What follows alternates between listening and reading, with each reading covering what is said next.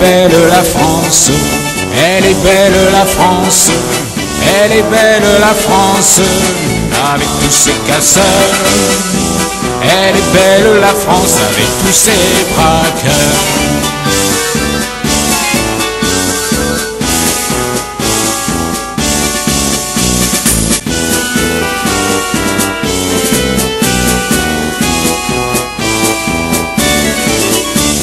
Shalom à tous. Alors ici, je vais faire une étude, donc, une nouvelle étude, au sujet de l'état de la France. En fait, ce pays va droit dans le mur. Alors aujourd'hui, ils viennent gagner donc la Coupe du Monde de football.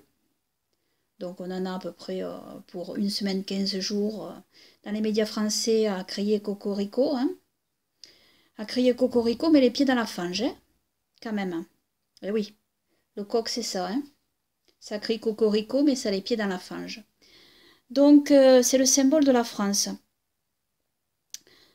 Alors pourquoi le foot a pris une telle ampleur en France? Ça s'explique assez aisément. On parle du dieu foot, hein, et dans les médias on s'en cache pas trop. Le foot devient une religion en France, comme c'est une religion au Brésil, comme c'est une religion dans d'autres pays. Pourquoi ces sports prennent un tel engouement, en fait? C'est la question qu'on pourrait se poser. Mais vous savez, il n'y a pas grand-chose de nouveau dans l'histoire, en fait, du monde. On sait très bien que dans l'Antiquité, il y avait les Romains, il y avait les stades romains. D'ailleurs, les stades de foot sont faits sur le même modèle que les stades romains. Hein. C'est comme les Jeux olympiques, c'est pareil. Hein. Donc, il y avait ce même engouement autour d'arènes romaines. Hein. Puis, il y avait des gladiateurs. Et il faut savoir que les gladiateurs étaient connus comme des héros. Hein. Ils étaient connus, les gens les connaissaient. Je pense qu'ils connaissaient leur nom aussi. C'était des sportifs de leur temps, hein, malheureusement. Donc mais c'était le même principe, le même état d'esprit. Puis il y avait un slogan à Rome qui disait du pain et des jeux. Voilà. Et ça suffisait au peuple en fait. C'était la nation romaine donc. Avec leurs dieux. Et ça faisait partie aussi, ce sport national à Rome, ça faisait partie de ce que les gens aimaient et vénéraient par-dessus beaucoup d'autres choses. Hein. Donc voilà, aller au stade et puis se divertir, voilà. Et tout ça, en fait, ça permet de garder le peuple passif, spirituellement passif, hein, endormi, inconscient spirituellement. Hein. Ça, avec le consumérisme, hein. Donc tous ces pays, tous ces gouvernements le savent en plus, ils se servent de tout ça pour maintenir le peuple sous contrôle. Hein. Et puis voilà, ils leur donnent du pain et des jeux. Donc, bon, certains disent, il y a les jeux, mais il n'y a pas de pain. Bon, faut pas exagérer en France, soi-disant qu'il n'y a pas de pain. Mais enfin, les gens ont assez d'argent quand même pour aller acheter des t-shirts de l'équipe de France. Ils ont assez d'argent pour aller en Russie, pour aller assister au match. Il y a beaucoup de Français qui ont de l'argent en réalité. Hein. On est loin de manquer de pain en France. C'est vrai qu'il y a des gens qui ont des problèmes, hein, qui sont au RMI, qui n'ont pas beaucoup d'argent, qui partent pas en vacances. Mais la majorité des Français qui se plaignent souvent, en réalité, ils dépensent beaucoup d'argent à droite à gauche. Donc, ils sont loin de manquer. Et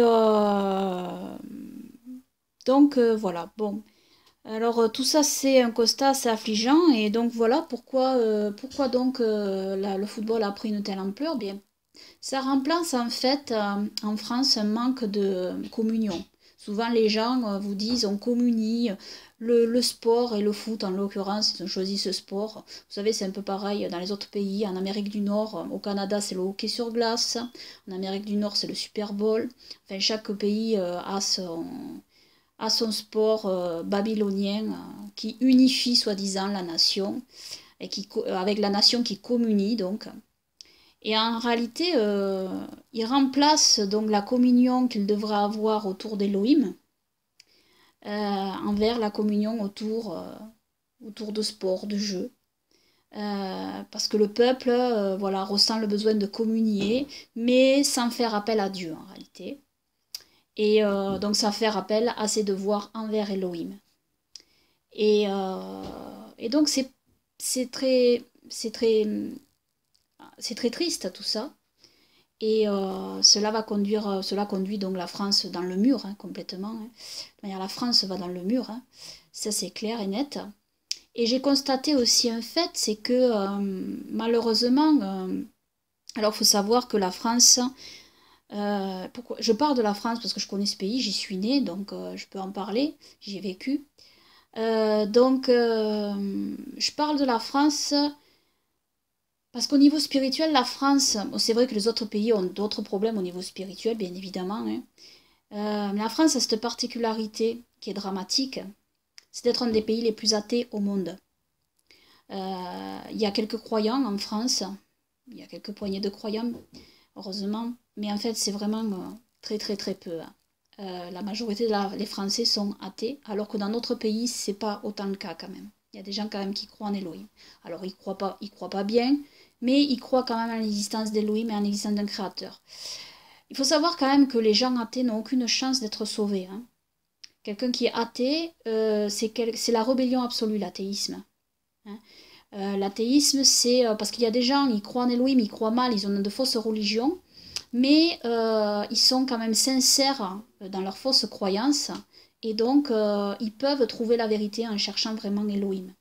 Et parce qu'ils croient en fait. Ils ont cette porte ouverte. Hein.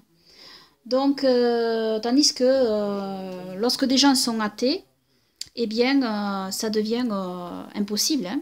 Donc, il faut savoir que, selon l'étude de l'association de sondage Gallup international, spécialiste de la question religieuse, un tiers des Français se disent être non religieux et presque un autre tiers athée. Ainsi, 63% de Français ne s'identifient à aucune religion contre seulement 37% de Français religieux. Donc, cette étude avait été menée en 2012. Hein, et là, je vous montre une carte, donc. Et vous voyez, donc plus la couleur fonce, plus ça devient vers le orange. Donc, nous avons d'abord, bien sûr, l'Asie, qui est particulièrement athée. Donc, les Chinois, donc, qui sont les Kittim. Hein, et on sait, donc, à la fin des temps, c'est Gog et Magog et les Kittim qui vont s'élever hein, contre notre Seigneur Sauveur Yahushua et contre son armée d'élus. Et donc, rien d'étonnant, donc. Et alors que par le passé, les Kittim étaient un peuple croyant en Elohim, hein. J'avais fait une vidéo là-dessus. Malheureusement, ils s'en sont complètement détournés pour des religions anti-Elohim et sans Elohim en fait. Et donc, les Français ne sont pas très loin en réalité. Je crois qu'ils sont en quatrième position. Hein. Donc, quatrième ou cinquième, je ne sais plus. Donc vraiment, ils sont pas loin. Hein. Et sur l'échelle du monde, quand même, c'est quand même énorme. Et la France est un petit pays, quand même. Hein. Donc, c'est quand même très inquiétant pour la France, en fait. Parce qu'une religion, un pays athée, en fait, va droit dans le mur, ça c'est certain. Alors, ce qui a préservé la France pendant un certain temps, je dirais, c'est son côté humaniste. Malheureusement, son côté humaniste sans Elohim, la France s'est toujours préoccupée quand même des plus démunis. J'avais entendu un juif rabbinique, qui parlait de ça et qui disait que malgré la pourriture et la corruption de la France,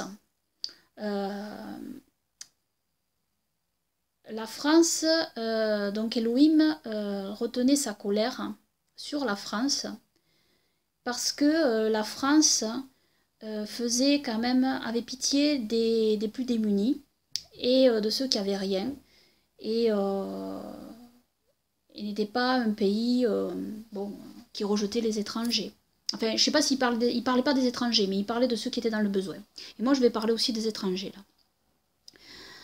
Parce que la France aussi, bien sûr, a des relents racistes. Hein.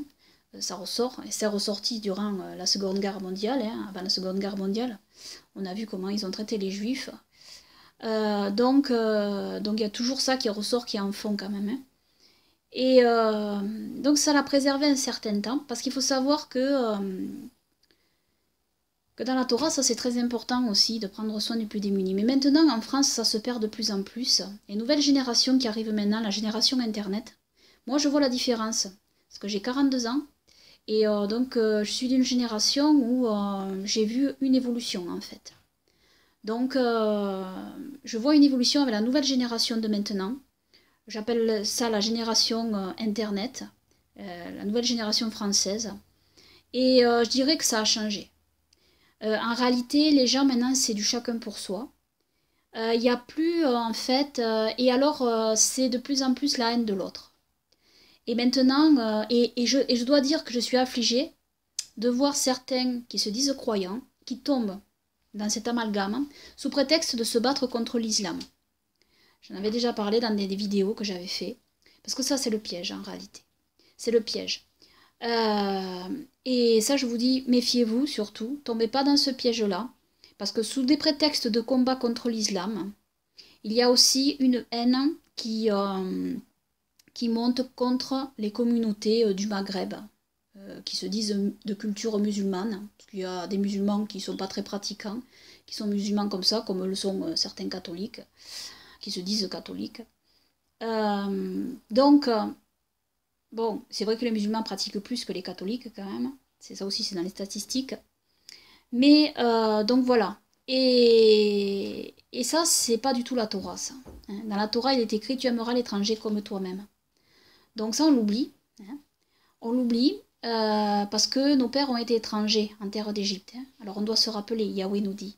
Et Yahweh aime tous les hommes. Il aime même tous les hommes et toutes les femmes, même s'ils sont dans la fausse religion islamique. C'est pareil. Je veux dire, ils n'aiment pas leur fausse religion. Et on ne doit pas aimer l'islam, bien évidemment, parce que c'est une fausse doctrine. Parce qu'il y a du faux dans l'islam. Il y a aussi parfois du vrai dans l'islam quand ils prennent la Torah, c'est vrai, mais c'est mélangé avec beaucoup de faux. Donc c'est une religion faussée. Mais c'est pareil, on doit détester toutes les fausses religions. Hein. On doit détester aussi tout ce qui pervertit la vraie foi. Donc il n'y a pas que l'islam.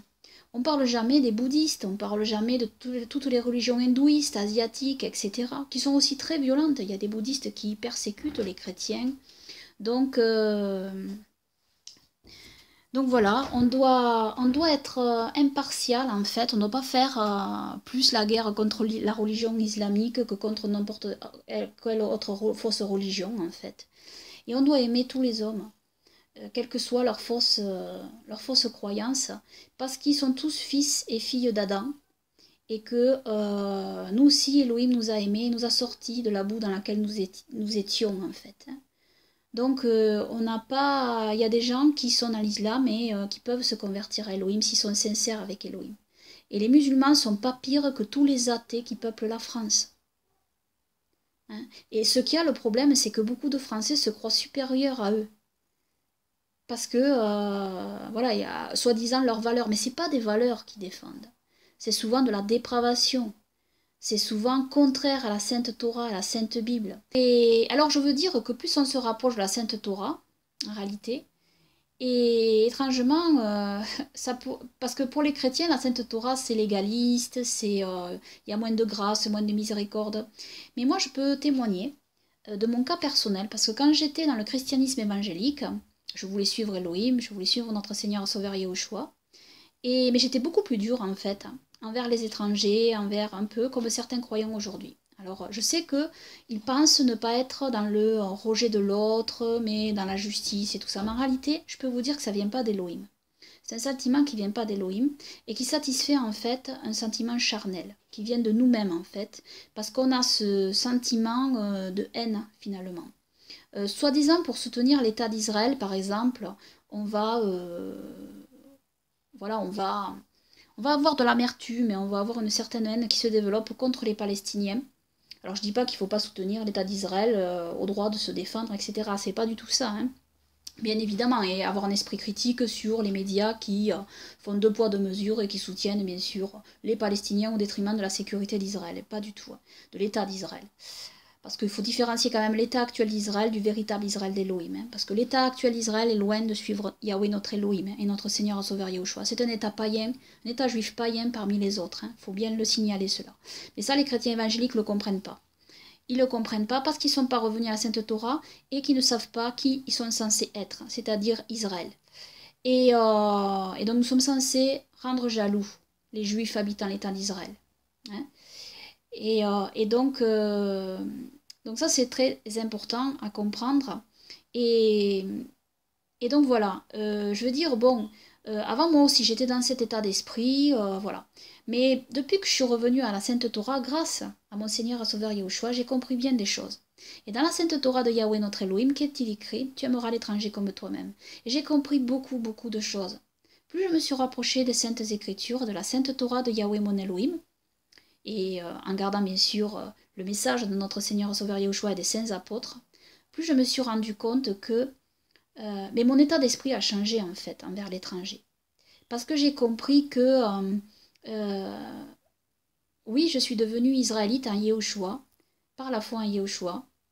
Donc je suis israélite dans ma chair et dans mon esprit, parce que je ne me divise pas en deux. Je n'ai pas un pied dehors, un pied dedans, contrairement à certains. Et donc ma foi, elle est entière. Donc je suis pleinement israélite, et je me ressens pleinement israélite.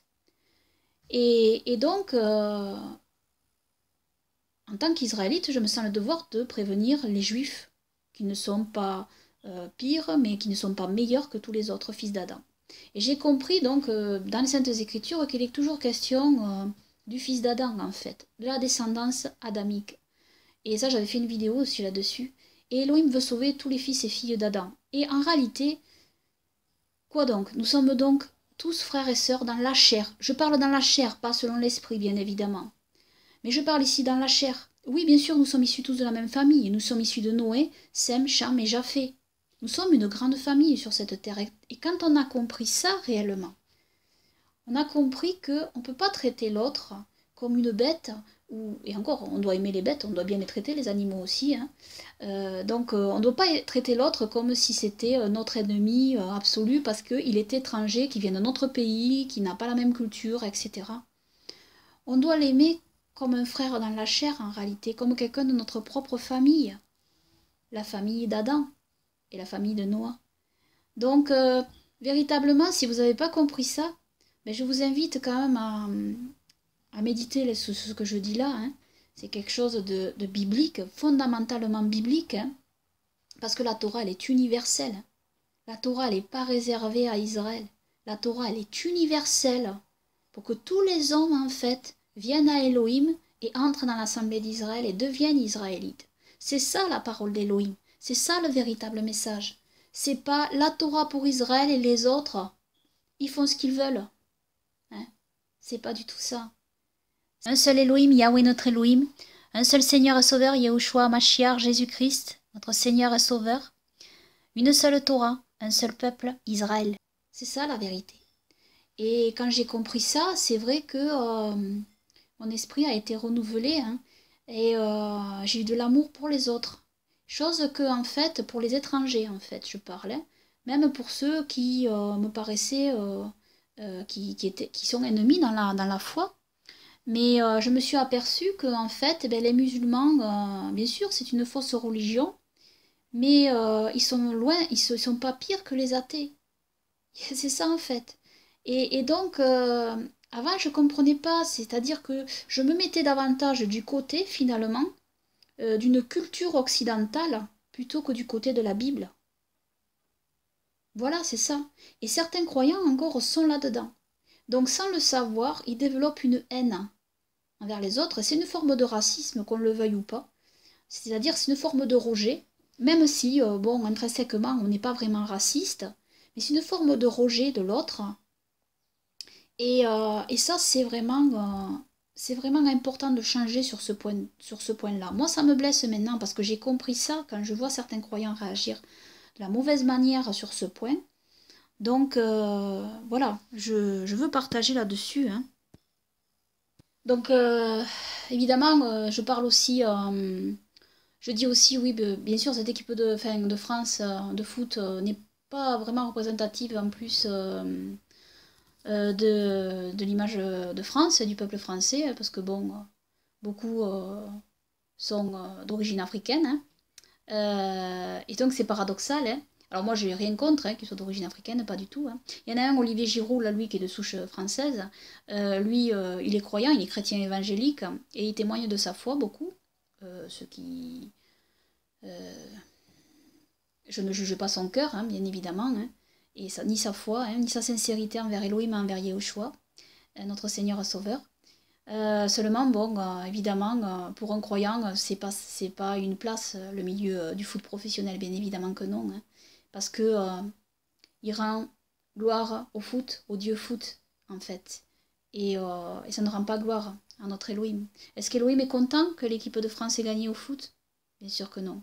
Pourquoi? Parce que ça encourage tout le peuple français dans cette pente-là, c'est-à-dire à se glorifier au-dessus d'Elohim et à vénérer des hommes, à les mettre sur un piédestal, des joueurs, c'est leur dieu. Et les dieux du stade d'ailleurs, ils le disent. Et donc ces joueurs-là entrent dans ce système et font vivre ce système en fait. Alors Olivier Giroud le comprendra peut-être un jour, je lui souhaite. En tout cas, bien évidemment, c'est pas un milieu pour un croyant, bien évidemment que non. C'est comme si un Israélite avait été dans les arènes romaines, avait été gladiateur ou avait été dans les stades grecs aux Jeux Olympiques, bien sûr que non. Tout ça, c'était païen, c'était pour des dieux en plus. Et des faux dieux. Et donc voilà, tout ça, c'est à l'encontre de ce qu'Elohim veut pour le croyant. Après, bon, il y en a d'autres qui sont musulmans parmi eux. Donc c'est pour ça que je dis qu'ils ne sont pas représentatifs vraiment de la France et qui est athée en grande majorité. Donc il y a beaucoup de religieux dans l'équipe de France et beaucoup de gens donc immigrés. Donc paradoxalement, cette équipe n'est pas très représentative du peuple français en fait. Et en plus, si un joueur de foot croit en Elohim et veut suivre Shabbat, les fêtes, etc., c'est impossible. Ils font des matchs de foot le jour du Shabbat, ceux qui profanent le Shabbat. Ils font passer donc le dieu foot en premier, bien sûr, malheureusement. Donc voilà, tout ça, voilà. Et donc, ça rejoint donc, voilà, ce que je disais dès le début, la France va dans le mur. Et donc voilà, et le cœur, en fait, de la majorité s'est refroidi. Voilà, il n'y a plus d'amour, il y a pas d'amour, et en fait, plus on s'éloigne d'Elohim, et moins il y a d'amour, en fait, envers l'autre. Et je dis que moi, donc, plus je me suis rapprochée vers la Torah, vers la Sainte Torah de Yahweh mon Elohim, plus j'ai compris, mon esprit a été régénéré, en fait, par ma foi en mon Seigneur et Sauveur Yahushua, et j'ai compris bien des choses, parce que quand j'étais chrétienne évangélique, j'étais comme d'autres. C'est-à-dire que pour soutenir l'État d'Israël en place, j'avais cette haine qui émergeait en moi contre les Palestiniens, je ne voulais pas la voir. Je voulais quand même les aimer, mais quand même j'avais ça en moi, et ça c'est charnel en fait. Et alors c'est pas bien sûr que je soutiens les Palestiniens contre l'État d'Israël, c'est pas ça. Mais je veux dire que j'essaie d'expliquer ici le ressenti.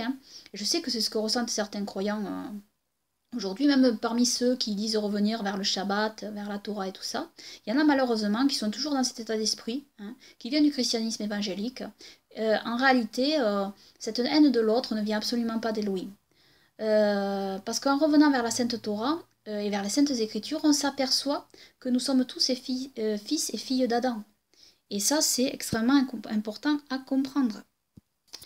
Alors certains donc ne veulent pas trop se démarquer de la société dans laquelle ils se trouvent. Alors certains, oui, reviennent vers le Shabbat, ils mangent cachère, mais enfin quand même ils restent. Ils vont pas se démarquer au niveau vestimentaire, voilà, ils vont pas trop se faire remarquer, voilà, ils vont quand même encore se comporter comme les gens de la société qui les entoure. Ils ne vont pas trop se démarquer, donc voilà. Et nous sommes censés briller dans les ténèbres. Dans ce monde de ténèbres. Et alors, il y en a qui brillent un peu, pas trop. Il y en a qui brillent un peu plus, il y en a qui brillent beaucoup. Et ceux qui brillent beaucoup, en fait, ils sont montrés du doigt. Ils sont jugés par la société. Ils brillent trop. Ceux qui brillent pas beaucoup, ils sont un peu plus tolérés. Enfin, on les juge quand même. Mais enfin, et moins ils brillent, en fait, moins ils sont jugés par la société, puisque, en fait, ils brillent pas beaucoup. Donc voilà, je compare ici, je donne une image biblique. Mais c'est vrai. Donc voilà, alors bien sûr on a tous des progrès à faire, et je sais que c'est pas toujours évident de cheminer tout ça, bon, Voilà, parce que je sais qu'il y a des croyants qui veulent toujours aller à la plage, qui se baignent, qui se mettent un maillot de bain, tout ça, mais tout ça, c'est pas biblique du tout. Je tiens à le dire. Réveillez-vous, réveillez-vous, parce que vous êtes dans le moule là encore. Hein, vous êtes encore dans un moule mondain. Donc, et puis il y a un état d'esprit aussi qui est derrière, un état d'esprit mondain, on parle comme le monde, même si on dit qu'on suit la Torah, qu'on suit Shabbat et tout ça, on parle comme le monde. On pense aussi un peu comme le monde, on a cette façon de penser un petit peu. On a l'extériorité, on a la religion, mais bon, hein, l'intérieur ça va pas toujours hein, non plus. Hein. Alors même parmi ceux parfois qui reviennent vers le véritable calendrier, je constate ça. Donc bon, et voilà, il faut vraiment laisser l'esprit d'Elohim travailler en nous et nous changer, nous transformer, hein, d'abord à l'intérieur. Hein. Et puis après tout l'extérieur vient. Hein. Et puis après, il y a des choses, il y a des évidences. Après, on se sépare de plus en plus. Séparez-vous, a dit Yahweh notre Elohim. Séparez-vous d'eux. Vous savez ce que ça veut dire, saint? Saint, ça veut dire séparer. Ça veut dire séparer. Et quand on sépare quelque chose, on se sépare. On se distingue. On nous remarque. N'ayez pas peur d'être remarqué par la société qui vous entoure. N'ayez pas peur. Ayez peur plutôt d'Elohim. Craignez plutôt Elohim. Mais ne craignez pas les gens qui vous entourent, ne les craignez pas. Eux, ils ne font que passer. Ne les craignez pas, ne craignez pas ceux qui gouvernent vos pays, ne les craignez pas. Craignez Elohim. C'est lui qui va régner. C'est lui que vous devez craindre. Et c'est lui que nous allons rencontrer. Donc, si nous tenons ferme jusqu'à la fin. Donc, c'est devant lui que nous allons être jugés. Donc, c'est lui que nous devons craindre. Et pas les hommes qui nous entourent, ni notre famille, ni notre entourage. Je sais que ça peut être, c'est encore plus dur avec la famille et l'entourage, je sais ça. Je sais que c'est difficile, c'est pas évident, c'est pas toujours facile. Mais voilà, à un moment donné, on doit choisir. On doit choisir. Entre Elohim ou ses proches. Voilà, il faut faire un choix à un moment donné. Et ça, c'est très important.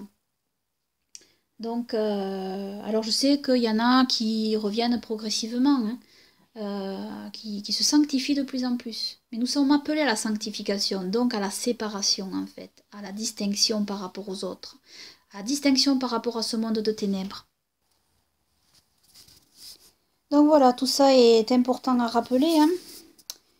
Et alors savoir que beaucoup se font un Elohim selon leur convenance, hein, qui n'est pas celui des Saintes Écritures. Hein.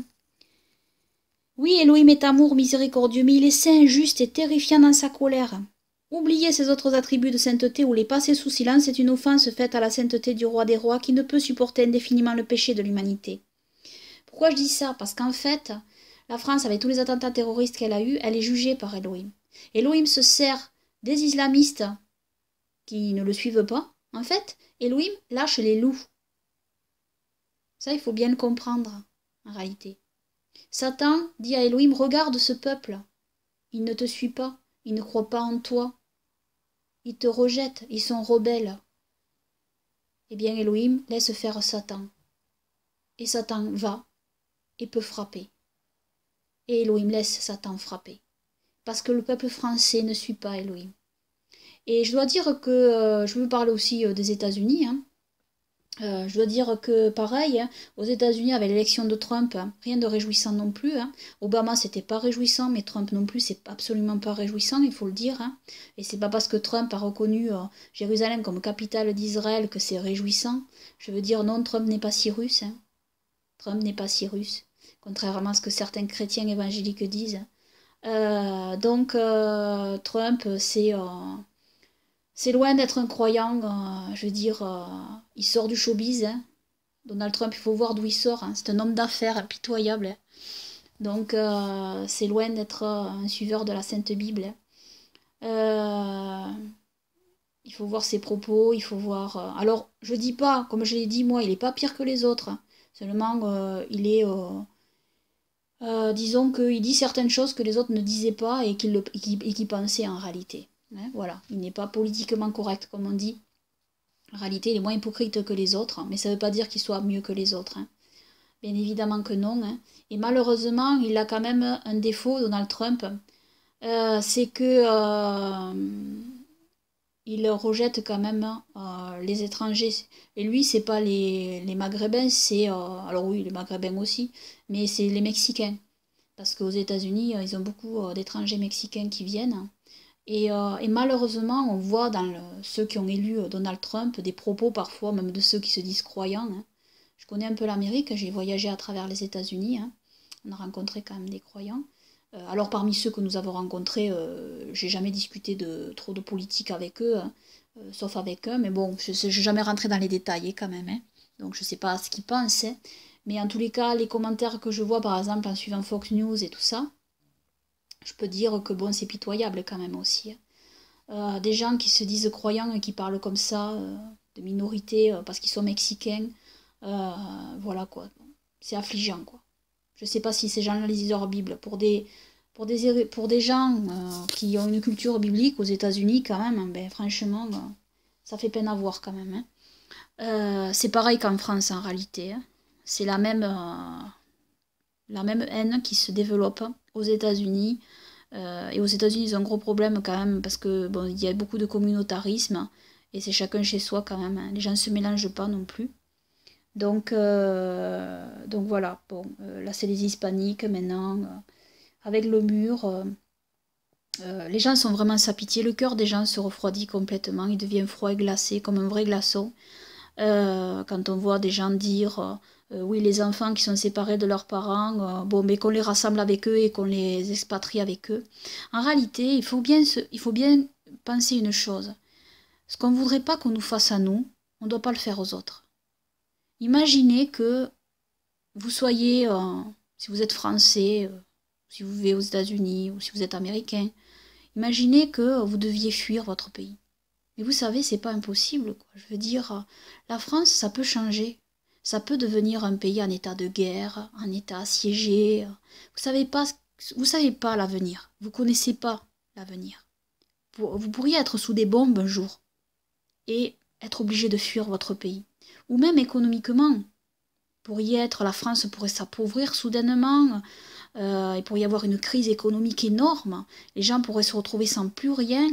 Et être obligé de fuir pour pouvoir survivre, pour pouvoir trouver un travail économiquement, parce qu'on ne meurt pas que sous les bombes, on meurt aussi de faim, hein, vous savez. On meurt aussi quand on ne trouve pas de travail, qu'il n'y a absolument rien, hein. Donc, parce qu'en France, on dit oui, mais les réfugiés politiques, on peut les accueillir, mais pas les autres, les réfugiés économiques, donc ils peuvent retourner chez eux, ils peuvent mourir, quoi. Hein, en gros, c'est ça, hein. Mais où est la pitié? Je sais pas, il y a pas de... Mais sans Elohim, vous savez, c'est l'ordre des choses, quoi. Je veux dire, sans Elohim, c'est ce que... C'est l'ordre des choses. C'est-à-dire que le cœur des gens devient absolument dur. Et c'est pareil en Israël. Les juifs rabbiniques sont d'une dureté absolue, à croire qu'ils lisent pas la Torah. Ils parlent de la Torah sans cesse, mais ils lisent beaucoup plus le Talmud, hein, d'où on voit ce qui se passe en réalité, hein. Mais on voit véritablement qu'ils sont sans pitié en fait, ils n'aiment pas les étrangers en fait. Alors ils vous disent oui non, j'ai pas de haine envers les étrangers, mais en fait ils veulent quand même en Israël expatrier donc les étrangers qui sont nés chez eux, parce qu'ils sont étrangers. Vous savez pourquoi ils veulent les expatrier? Parce qu'ils sont pas juifs rabbiniques. Et oui, parce que quand on n'est pas juif rabbinique en Israël, eh bien on n'est pas vraiment bienvenu dans l'état actuel d'Israël, quoi. Soi-disant pour préserver la culture juive rabbinique, hein. Je dis bien rabbinique. Et donc les étrangers donc, qui ne sont pas juifs, alors parfois c'est des étrangers asiatiques, hein, et ils sont nés pourtant, ils connaissent que l'hébreu, ils sont nés dans ce pays, ils ont grandi, ils ont eu des enfants dans ce pays, ils connaissent que la langue hébraïque, alors parce qu'ils n'avaient pas les papiers au début, bon. Mais alors voilà, il y a certains hommes politiques d'extrême droite, juifs rabbiniques, orthodoxes, qui veulent donc qu'ils soient rapatriés. Il y a d'autres juifs qui se battent en Israël pour pas qu'ils soient expatriés ou renvoyés, quoi, en fait, hein. Donc voilà, c'est comme ça que les juifs rabbiniques aussi traitent les étrangers, hein. Ils sont pourtant pas musulmans, hein, ces asiatiques-là, hein. Donc la religion, l'excuse de la religion islamique ou la guerre contre les Palestiniens, tout ça, elle n'y est pas là, en l'occurrence, hein, non. Vous voyez, il y a toujours quelque chose pour rejeter l'autre, hein, finalement, hein. Parce que quoi, ces Asiatiques, c'est vrai, bon, ils suivent pas, je dis pas qu'ils sont sauvés, qu'ils suivent Elohim et tout ça, mais ils sont pas moins que les Juifs rabbiniques qui sont pas sauvés non plus. Les Juifs rabbiniques, dites-vous bien une chose, il ne suit pas Elohim. Hein. Il ne suit pas Elohim du tout. Donc les gens qui vous enseignent malheureusement dans le courant messianique à suivre les rabbins, hein, ben fuyez-les. Hein, parce qu'en réalité, le judaïsme rabbinique est une fausse religion, hein, comme l'est l'islam en réalité. Moi je les mets dans le même cas. Hein. D'ailleurs l'islam est né d'une hérésie juive. Il faut bien le savoir ça. C'est pour ça qu'il y a des similitudes. Hein. Et l'état d'esprit qui est derrière, hein, c'est le même. L'état d'esprit que vous retrouvez chez certains ultra-orthodoxes, vous le retrouvez chez les extrémistes islamistes. Pareil, c'est-à-dire c'est le même état d'esprit qu'il y a derrière. Alors bien sûr, chez les juifs aussi rabbiniques, il y a des degrés, il y en a qui sont plus ou moins extrémistes, il y en a qui sont juste pratiquants comme ça. Hein. C'est toujours pareil, dans tous les courants religieux, vous avez juste parfois des musulmans qui pratiquent comme ça, qui ne sont pas très pratiquants, vous avez des juifs qui pratiquent comme ça, qui ne sont pas très pratiquants, vous avez des catholiques qui pratiquent comme ça, qui ne sont pas très pratiquants, etc. etc. Hein. Donc évidemment, ceux-là, ils sont plutôt pacifiques, ils sont plutôt pour tolérer. Mais après, vraiment, les gens qui pratiquent vraiment leur religion à fond, bien, voilà, il n'y a pas beaucoup de différence en fait. L'état d'esprit est le même derrière. Hein. C'est parce que ce sont de fausses religions, c'est pas Elohim qu'il y a derrière. C'est notre Seigneur Sauveur Yahushua les a clairement repris là-dessus. Et c'est pour ça qu'ils ont voulu le mettre à mort. Donc voilà. Et je veux dire, vous savez, quand on comprend tout ça, voilà. On comprend bien des choses. Et donc voilà. Donc la France va dans le mur. Hein, et je ne sais pas quand c'est qu'elle va s'écraser contre le mur. Je ne sais pas. Il peut y avoir beaucoup de temps qui passe et encore. Hein, il va y avoir un certain temps qui passe avant qu'elle s'écrase contre le mur. Mais vous savez, il y a des... l'Empire romain était un empire, on n'aurait pas cru. Hein, on n'aurait pas cru qu'il allait un jour s'effondrer, quoi. Hein. Eh bien, en fait, ce qui a fait s'effondrer l'Empire romain, c'est l'Empire romain lui-même. Parce aucun autre peuple n'avait pu le battre. Hein. Mais c'est dans l'Empire romain lui-même que ça s'est passé en réalité. Et donc cet empire s'est effondré. Et vous savez, dans cet empire-là, l'homosexualité, c'était très très répandu. Hein. Donc voilà, vous savez, dans la Torah des Jubilés, il est écrit que tous ceux qui agissent comme Sodome et Gomorrhe périront aussi. Hein. Donc seront détruits par Elohim. Hein. Donc sachez que cela va arriver à la France. Hein. Et pour quand, je ne saurais pas le dire, hein. Mais ça va arriver. C'est-à-dire la France ne sera plus la France, peut-être que ça s'appellera même plus la France, on ne sait pas. Il y a des pays qui ont déjà disparu comme ça. Hein. La France n'est pas éternelle, hein. Ne croyez pas ça. L'Empire romain se croyait éternel. Hein. Il y a d'autres empires qui se sont crus éternels. Hein. Et qui se sont effondrés, et qui font partie maintenant de l'histoire. Hein. Et on étudie les pierres, hein, à présent, pour retrouver ces civilisations perdues. Donc, si la France continue comme ça, eh bien, elle n'échappera pas. La France n'échappera pas. Et en plus, elle prend maintenant la voie définitive, hein, c'est-à-dire, là, vraiment, elle descend la pente, hein, c'est-à-dire que, avec son athéisme, maintenant, elle prône l'homosexualité. Et elle n'a plus pitié des gens. Je veux dire, beaucoup d'hommes politiques maintenant veulent couper les aides sociales de plus en plus, pensent que c'est de l'assistanat, etc. etc. Ils ne veulent plus aider les étrangers, il y a un endurcissement, Donc, vraiment, la France est dans une très très mauvaise voie. Voilà. Je ne me réjouis pas de dire ça, bien évidemment que non, mais c'est une triste réalité. Donc la France va dans le mur, voilà. Et alors parmi les Français, bien sûr, il peut y en avoir qui se repentent, et je leur souhaite, hein, bien évidemment. Hein. Et donc qui se repentent, hein, qui reviennent vraiment à Yahweh notre Elohim, à notre Seigneur Sauveur Yahushua, et qu'ils le suivent, hein, et qu'ils sachent que leur pays, s'il continue dans cette voie en majorité, de toute manière va disparaître. Hein. Donc, et cela vaut pour tous les autres pays qui sont dans la même voie que la France. Hein. Donc voilà. Et